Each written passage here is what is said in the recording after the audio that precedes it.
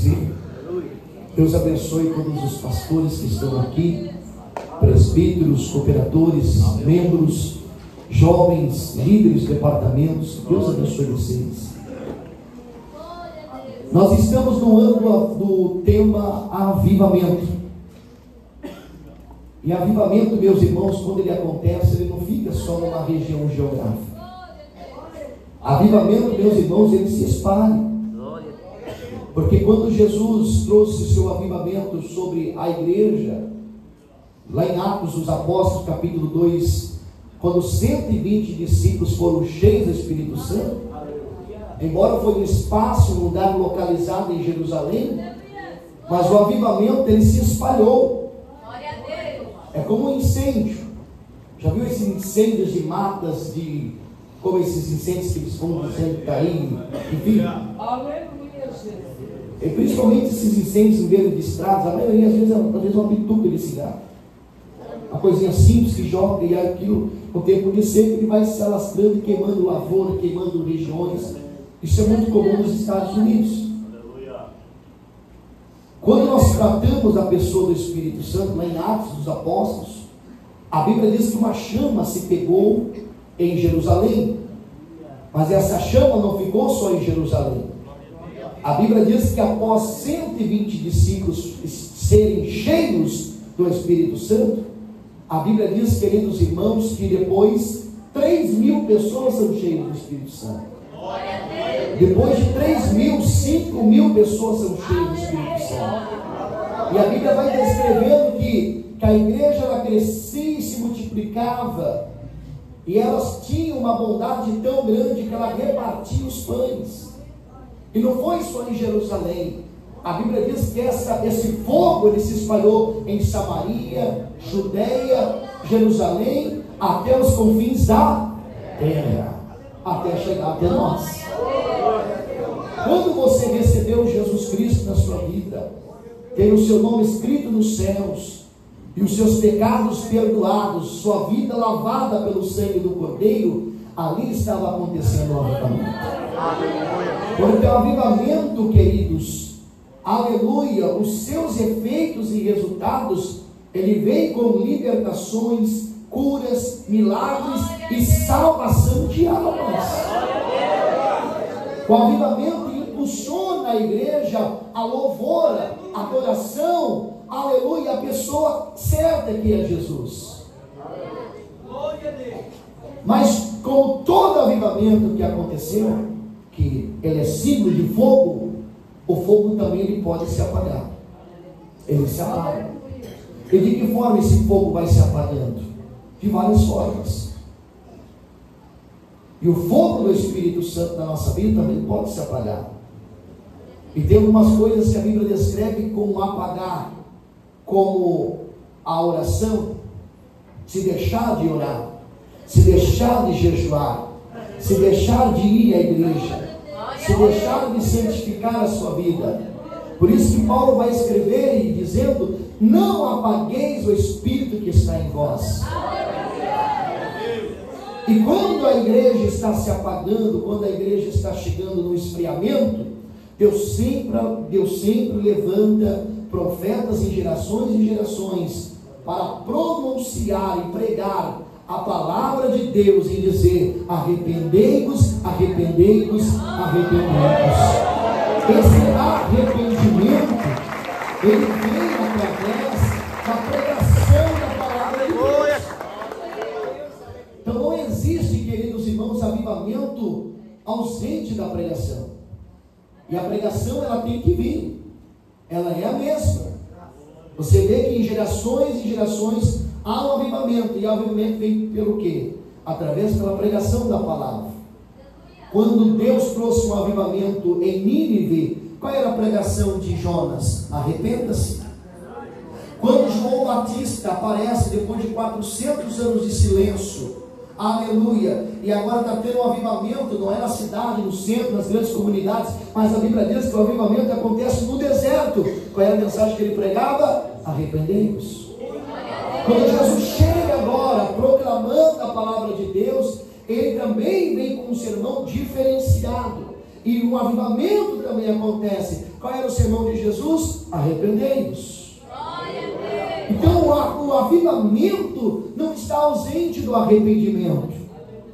Por isso que quando Salomão, aleluia, está pegando um trono, meus irmãos, um trono difícil, está pegando de um alguém muito mais superior do que ele, e agora ele fica com medo, ele fica chocado, ele fica se sentindo incapaz de assumir tal responsabilidade.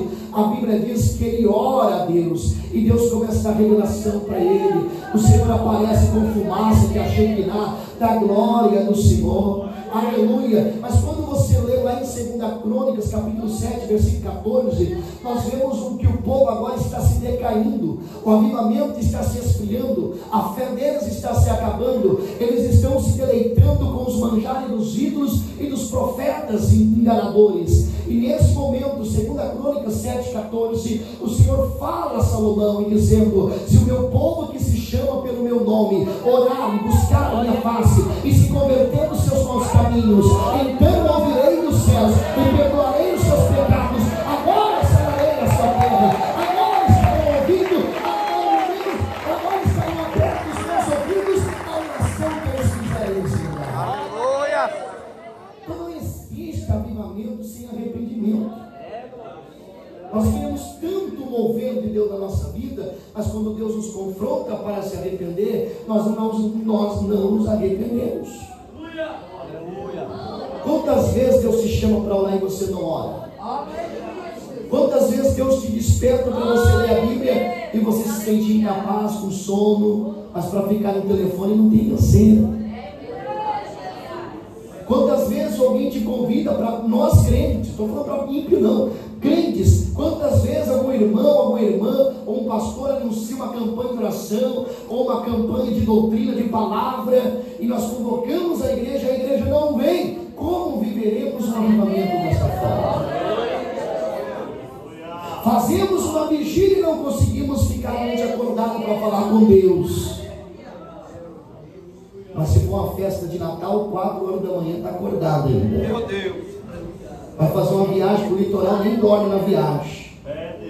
Eu lembro da minha mãe tem um medo de trânsito, de estrada, que ela não dorme a madrugada inteira. Você pode dirigir com ela, a mãe dorme, não, e com os olhos desse tamanho, mas na vigília, ronca. Como viveremos, queridos irmãos, um avivamento se não conseguimos levantar às 3 da manhã para falar com Deus? Mas se um filho passa mal, dá 3 horas da manhã lá no hospital. Será que Deus é tão importante assim para você levantar de madrugada para falar com Ele? Mas seu filho né? Pastor, mas está com febre, eu tenho que levar para o hospital, e deve. Mas se você está morrendo espiritual e precisa do hospital de Jesus, não consegue levantar de madrugada para falar com Ele. Nós só fazemos uma lista de prioridade, irmãos.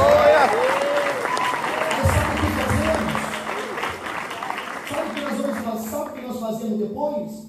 Depois nós vamos lá nas redes sociais, no YouTube, fazer aquelas postagens contra o ministério da Igreja Deus e Amor.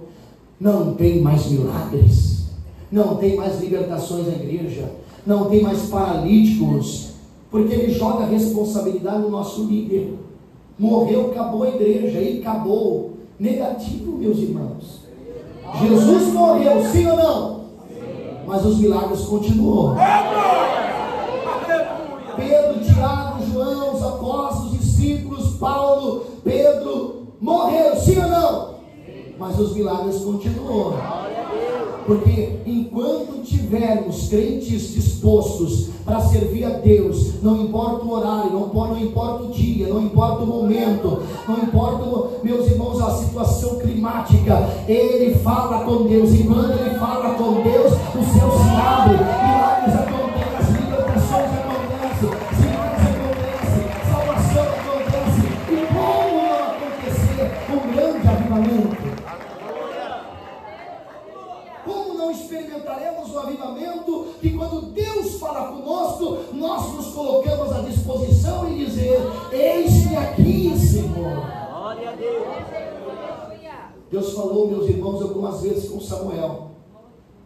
Samuel estava tão apegado ao seu líder, Porque ele não conseguia ouvir a voz de Deus. Ele achava, sabe o que é o problema de Samuel nesse momento? É que ele acha que Deus só falava com Eli. E é isso que está acontecendo com muitos crentes. Eles acham que Deus falava só com o saudoso missionário da Miranda. Eles ficam esperando a revelação descer para o saudoso para transmitir a igreja. Aí Deus começa a falar com Samuel: Samuel! Ele vai na onde? Até Eli diz: o que foi, meu senhor? Ele diz: mas eu não estou falando nada, mas eu ouvi a voz.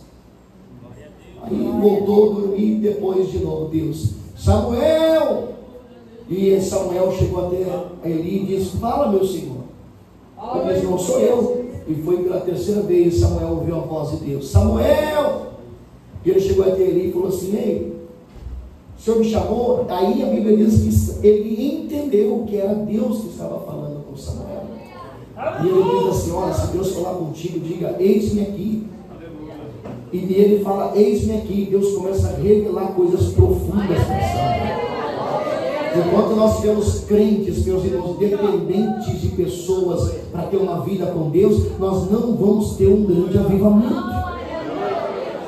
A salvação é individual. Se o teu pastor cair, você vai cair. Se o teu pastor não orar, você não vai orar. Se o teu pastor não ter uma vida de santidade, você não vai ter, meus irmãos.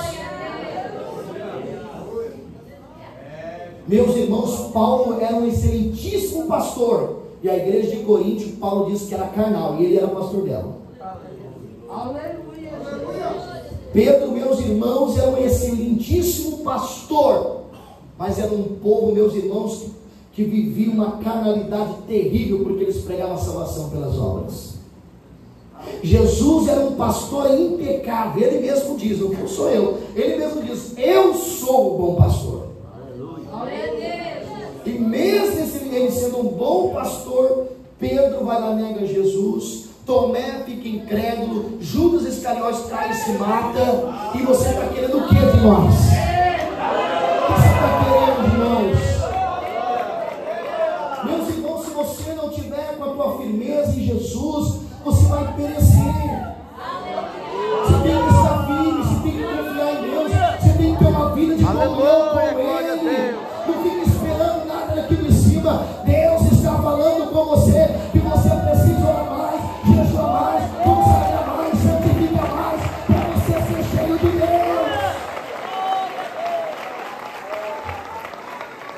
Aleluia! E como o crente não tem uma vida com Deus, ele fica superficial. Ele só participa de cultos de revelações. Mas de doutrina não. Porque doutrina Deus não fala, só fala na sexta, no sábado, no domingo ou na quarta, que é a revelação. Doutrina, não, Deus não fala. Deus não fala nesse dia. Nós precisamos, meus irmãos, ter uma vida de comunhão individual com Deus. Se nós ficarmos encostados no irmão, esperando que o avivamento aconteça na nossa vida, não vai acontecer, não. Não vai.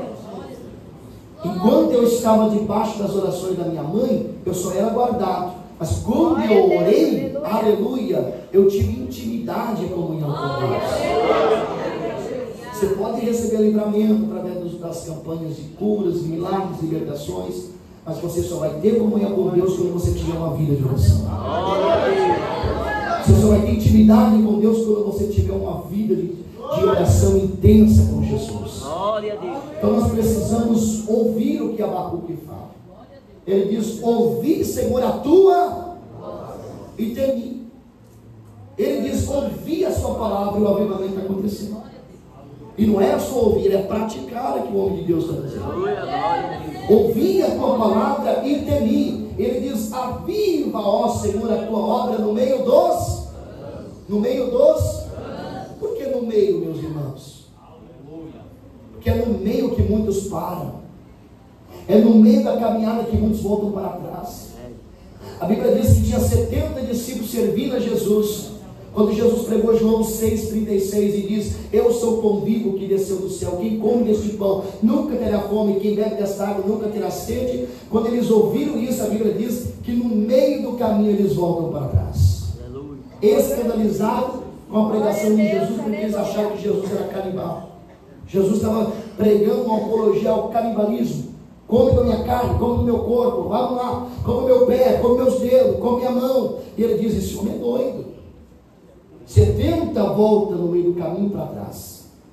Jesus olha para os seus discípulos e diz: vocês querem ir também? Vamos lá, pode ir embora. Jesus não diz: ai, por favor, vai embora, você é tão lindo, você é tão especial, você dá um dízimo alto, você canta bonito, você prega lindo, você é a pessoa mais linda, mais cheirosa da igreja. Jesus não falou isso não. Sabe o que Jesus falou? Tchau, vai embora.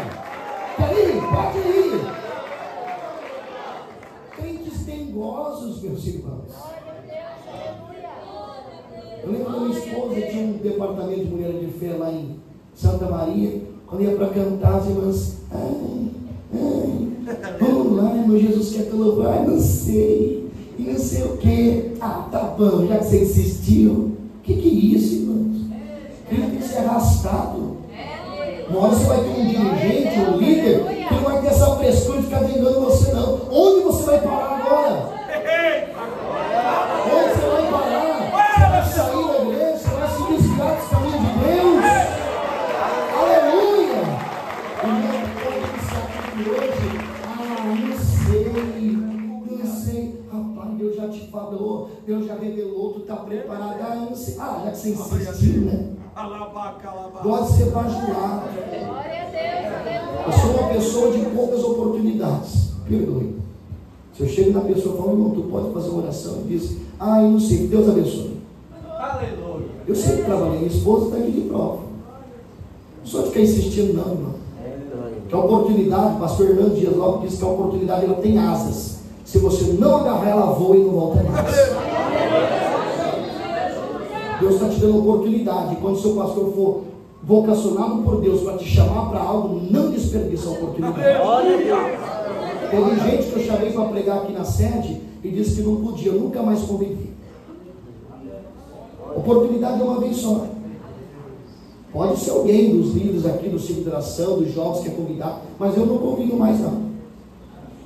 Eu sou assim, se me convida, meus irmãos, se me convidam, eu vou. Se eu não puder, eu explico: pastor, eu estou bem, ou não estou bem, esse dia eu tenho uma escala. Aí sim, essa pessoa diz que não quer, porque não quer estar, não tem mais oportunidade. E assim, irmãos, eu lembro da diretoria ligando para mim, dizendo: pastor, você pode ir lá para o lugar? Posso. Eu lembro de um amigo meu que foi vocacionado para dirigir uma igreja aqui, perto da divisa aqui de Santa Catarina com o Paraná, para ele assumir o trabalho. Ele falou assim: eu não posso ir. Eu não posso ir porque a minha esposa está fazendo não sei o que, e agora não sei o que. Ele veio ao seminário, estava esperando a ligação de São Paulo. Quando São Paulo ligou, ele disse que não podia. Ele ficou um ano sem receber ligação da diretoria.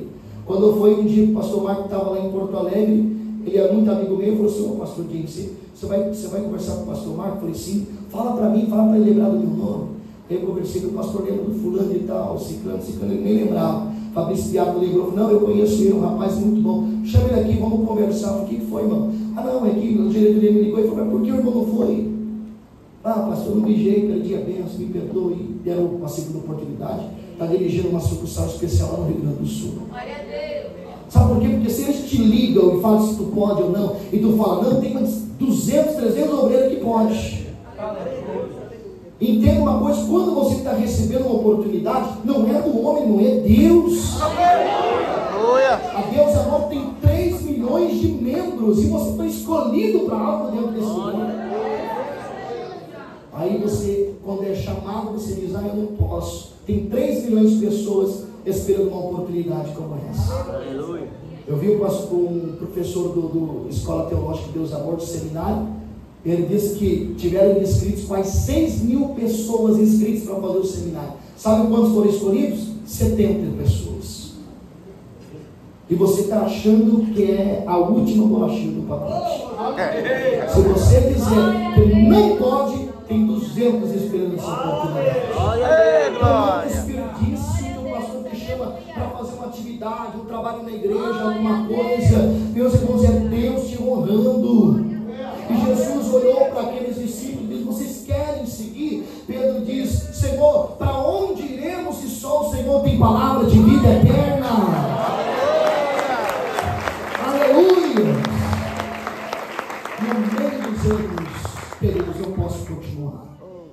esse ano nós estamos no tema do avivamento. E esse evento que nós vamos fazer agora, do Aviva Blumenau, não vai ficar só aqui não. Nós vamos espalhar para todas as igrejas esse culto especial também.